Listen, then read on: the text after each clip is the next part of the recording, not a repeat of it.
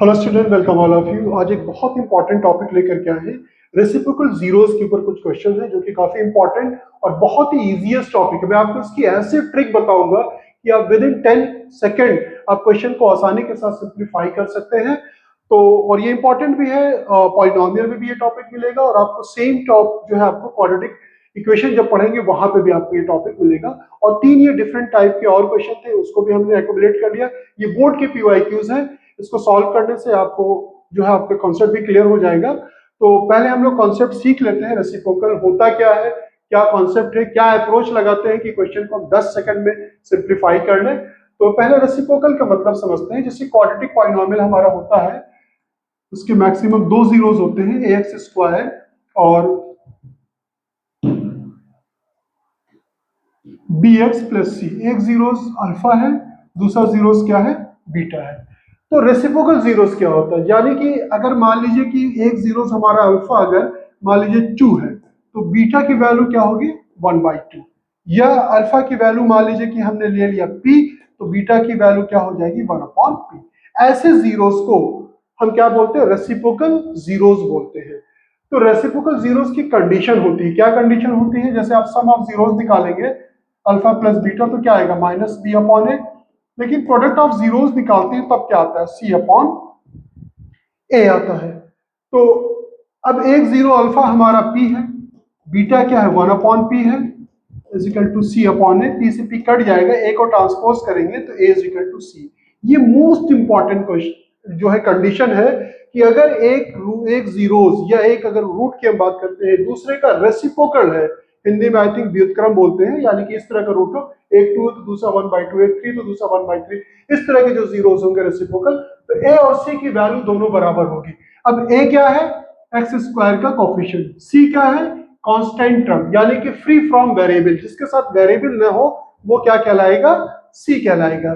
तो इसी के ऊपर ये बेस क्वेश्चन है। अब देखिए फर्स्ट क्वेश्चन कितना इजी, मैंने कहा ना आप 10 सेकंड में कर सकते हैं।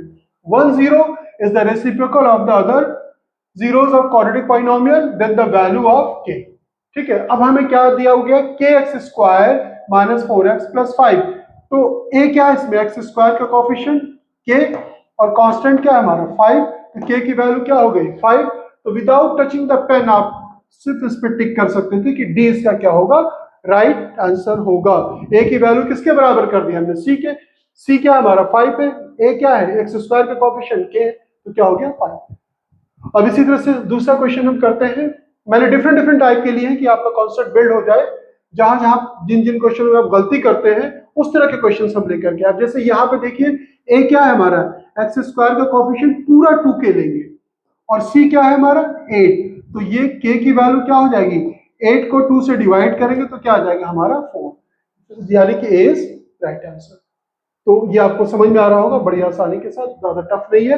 अब इसी तरह से ये भी 1 0 is the reciprocal of the other of the quadratic polynomial this, then find the value of k। अब यहाँ पर क्या होता है, अक्सर a को लेने बच्चे गलती कर देते हैं। एक्स स्क्वायर का पूरा कोफिशिएंट, यानी कि ये क्या है 2k माइनस 1। अगर मान लीजिए यहाँ पे माइनस होता तो हम माइनस के साथ लेते, लेकिन माइनस नहीं दिया है, विद साइन हम लेंगे। अब उसके बाद c की वैल्यू क्या है यहाँ पर 5, यानी कि 2k 1 को इधर ट्रांसपोज करेंगे, माइनस है तो प्लस हो जाएगा 6 हो जाएगा, तो k की वैल्यू 6 को 2 से डिवाइड कर देंगे 3। Is there any option, a is right answer. देखा आपने कितना सिंपल सा है, एक कॉन्सेप्ट आपने सीख लिया, a की वैल्यू किसके बराबर होती है, c के। तो आप क्वेश्चन को बड़ी तेजी के साथ आप कर सकते हैं। चलिए कुछ क्वेश्चन और लेते हैं। तो फर्स्ट क्वेश्चन क्या है, 1 0, यानी कि fourth question, 1 0 of the reciprocal of the other quadratic polynomial this, then the value of k is। अब इसमें मैंने थोड़ा सा ट्विस्टिंग की है कि आपको a क्या होगा, a एक्स स्क्वायर का कोफिशिएंट 2k माइनस 1, c क्या होगा, ध्यान से देखिए फ्री फ्रॉम वेरिएबल, यहाँ पे वेरिएबल ये c नहीं हो सकता, यहाँ पे वेरिएबल ये नहीं हो सकता, जिसका जहां पे वेरिएबल ना हो, यानी कि ये 5k माइनस 7, ये पूरा का पूरा क्या होगा c होगा, यानी कि कांस्टेंट टर्म 5k माइनस 7। याद रखिए सिर्फ 5k ले लेंगे आपका क्वेश्चन गलत हो जाएगा, अगर सिर्फ -7 ले लेंगे तो भी आपका क्वेश्चन क्या है, गलत हो जाएगा। अब आप इसे सिंप्लीफाई कर लें, 2k ये इधर आ जाएगा -5k, -1 -7 इधर है, -1 को इधर ले जाएंगे तो +1 हो जाएगा, तो क्या आएगा -6, और ये आ जाएगा कितना -3k, तो यानी k इज इक्वल टू क्या हो जाएगा -6 -3। देखिए 3 जब इस तरह से मल्टीप्लाई में रहता है तो नीचे आएगा तो उसका साइन नहीं बदलता, ध्यान रखिएगा, पूरा का पूरा -3 इसके डिवीजन में आ जाएगा, तो 2 इज राइट आंसर, यानी कि ए इसका राइट आंसर। ठीक है, अब इसमें क्या था कि आपको ए तो आप आसानी से चूज कर सकते 2 के -1, सी में आप गलती कर सकते थे 5 के -7, पूरा क्या होगा सी होगा, बस सिंप्लीफाई कर लें। ठीक है, तो ये आई थिंक आपको समझ में आ रहा होगा, बहुत इजी होता भी है ये टॉपिक और इंपॉर्टेंट भी है। If the one zeros of the polynomial is the reciprocal of the other then find the value of के। तो यहाँ पे ए की वैल्यू क्या है, एक्स स्क्वायर का कोएफिशिएंट 6, सी की वैल्यू क्या हो गया, देखिए यहाँ पे बच्चे क्या करेंगे, के -2 ले लेंगे, क्या लेना है आपको, विद साइन लेना है, यानी कि नेगेटिव भी लेना है, यहाँ पर ध्यान रखिएगा, तो इस तरह की गलती नहीं होनी चाहिए आपसे। अब क्या होगा, ब्रैकेट ओपन करेंगे, -k + 2 = 6। अब क्या होगा, k को ट्रांसपोज कर लेंगे, k इधर आ जाएगा और k इधर आ गया और ये हो जाएगा 2 - 6 क्या हो जाएगा, -4, यानी कि k की वैल्यू क्या हो जाएगी, -4। तो आंसर इसका क्या आ गया, k की वैल्यू -4। ये हमारा ऑब्जेक्टिव क्वेश्चन नहीं था।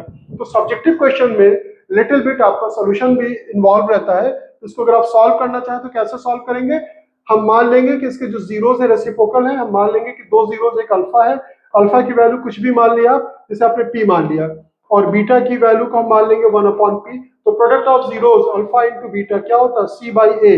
तो अल्फा के स्पेस पे p रखेंगे, बीटा के स्पेस पे 1/p, c की वैल्यू क्या हो जाएगी, c की वैल्यू ये पूरा मेरा कांस्टेंट हो जाएगा k -2, और a क्या हो जाएगा, एक्स स्क्वायर का कोएफिशिएंट, अब p से p कट जाएगा, फिर आप इसे सिंप्लीफाई करेंगे ऐसे ही, 6 यहाँ आ जाएगा और ये हमारा इधर आ जाएगा, -k + 2 सिंप्लीफाई कर लेंगे, यू विल गेट सेम।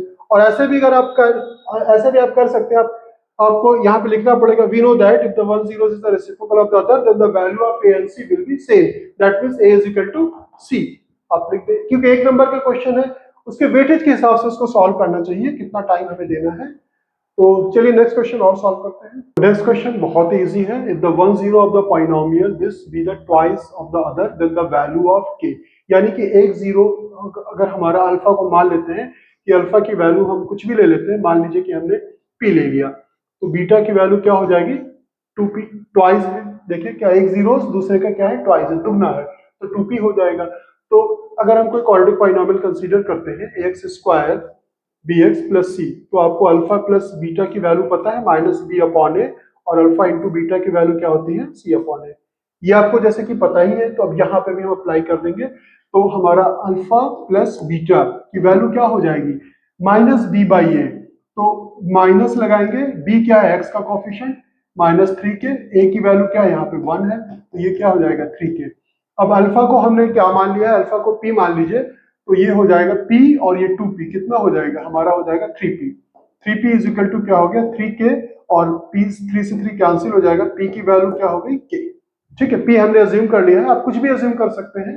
ठीक है, अब प्रोडक्ट ऑफ जीरोस हम कैसे निकालेंगे, प्रोडक्ट ऑफ जीरोस आप देख लें, यहाँ पे प्रोडक्ट ऑफ जीरोस क्या होता है, alpha into beta c/a। Alpha की वैल्यू p है और इसकी बीटा की वैल्यू क्या है, बीटा की वैल्यू जो है वो ट्वाइस p है, = क्या है, c/a। c क्या होता है, कांस्टेंट नंबर, तो ये क्या हो जाएगा हमारा 4k/1, तो यहाँ पे हो जाएगा 2, p के स्पेस पे क्या लिख देंगे, k, तो अब यहाँ पे k इंटू के दो बार लिखे तो k² हो जाएगा, ये हो जाएगा 4k। अब देखिए बच्चे यहाँ पर एक मेजर गलती कर देते हैं, वो क्या गलती है मैं आपको अभी समझा रहा हूं, या आप इसे नोट डाउन कर लें, कि एक के से एक के कैंसिल कर देंगे तो एक वैल्यू तो एलिमिनेट हो जाती है, कभी इस तरह से कैंसिल नहीं करना चाहिए। कैसे सॉल्व करना चाहिए, ये हो जाएगा 2k² -4k = 0। अब हम क्या करेंगे, 2k कॉमन ले लेंगे, तो यहाँ पे क्या बचेगा, k, यहाँ पे क्या बचेगा, -2 = 0। अब अगर दो नंबर का प्रोडक्ट 0 है तो पहले हम 2k को 0 करेंगे, 2k = 0, तो k की वैल्यू क्या हो जाएगी, 0। यहाँ पे थोड़ा सा मेंशन कर दे, 2 does not equal to 0। ठीक है, तो k की वैल्यू क्या हो गई हमारी, 0 हो गई। और दूसरे हम क्या करेंगे, इसको 0 पुट करेंगे, k -2 को 0 पुट करेंगे, तो दिस इंप्लाइज k = 2। अब हम कौन सी वैल्यू कंसीडर करें, सपोज कर लीजिए कि एक ऑप्शन हमारा 0 भी दिया होता, ठीक है, तब हम क्या लेते, 2 लेते या 0 लेते, या मान लीजिए कि यहाँ पर इसे हटा दें, ये ऑप्शन हमारा 0 दिया होता, ये बोथ लिख देता, क्या लिख देता, बोथ a एंड b। तब आप क्या करते हैं, आप सोचिए इस चीज को। अब यहाँ पर ये तो खैर ऑब्जेक्टिव क्वेश्चन, इसमें जीरो दिया नहीं है तो हमारा आंसर तो बी ही हो जाएगा, लेकिन अगर जीरो दिया होता तब हम क्या करते? अब देखिए उस केस में हम क्या करते हैं कि इसको हम वेरीफाई कराते हैं। के की वैल्यू क्या लिखते हैं हम? जीरो। अगर इसमें हम जीरो लिख दें तो क्या बचेगा? एक्स स्क्वायर बचेगा। तो इसके दोनों जीरोस जो हो जाएंगे वो क्या होंगे? जीरो जीरो होगा। एक्स की वैल्यू क्या आ जाएगी? अगर आप इसके जीरो निकालेंगे तो ऑब्वियस जीरो ही आएगा। तो दोनों जीरो एक दूसरे के ट्वाइस नहीं होंगे, तो हम क्या करेंगे? जीरो को एलिमिनेट कर देंगे। दैट मींस इसका जीरो, के की वैल्यू जीरो हो ही नहीं सकती, तो एलिमिनेट कर देंगे। लेकिन अगर हम इसके स्पेस पर, के स्पेस पे 2 रखते हैं तो क्या आ जाएगा? एक्स स्क्वायर 3 2 क्या हो जाएगा?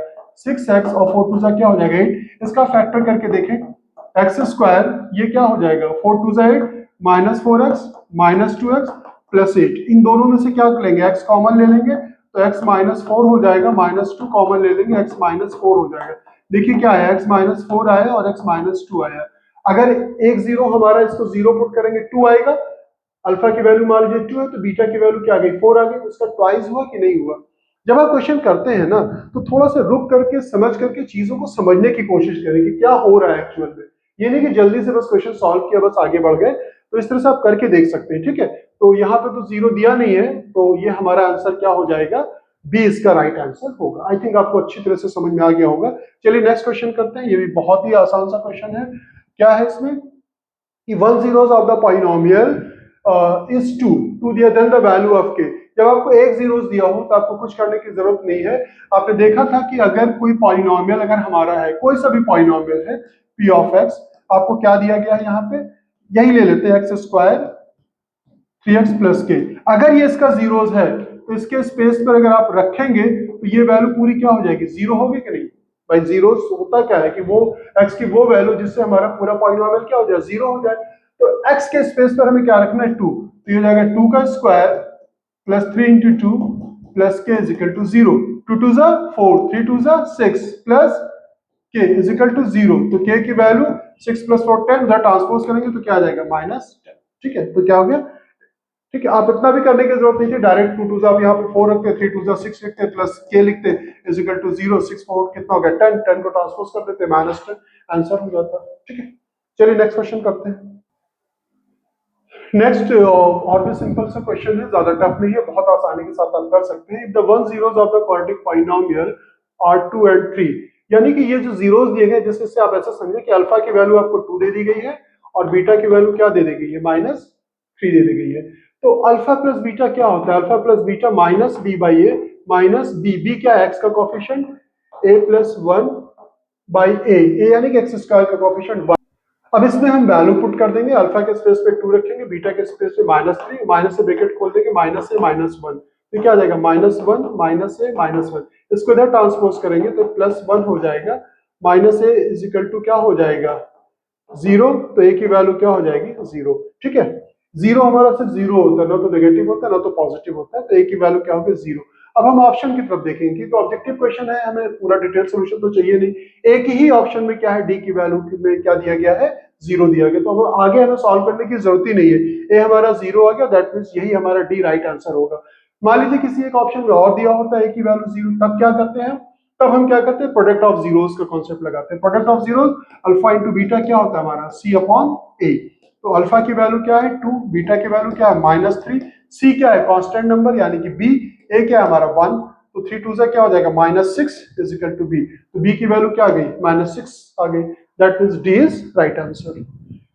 आई थिंक आपको समझ में आ गया होगा। ये डिफरेंट क्वेश्चन थे। नेक्स्ट वीडियोस में मैं बहुत अच्छे अच्छे क्वेश्चंस में लेकर के आऊंगा।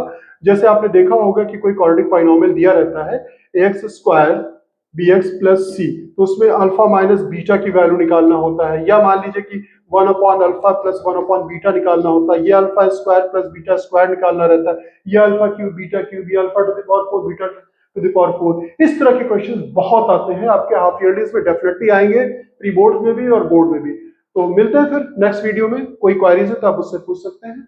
ओके।